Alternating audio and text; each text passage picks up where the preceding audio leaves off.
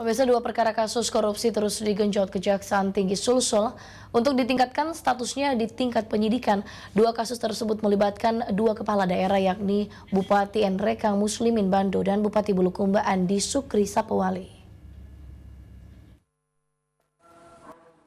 Kejaksaan Tinggi Kejati Sulsel saat ini tengah menggenjot penanganan dua perkara kasus dugaan korupsi untuk mempercepat proses di tingkat penyidikan.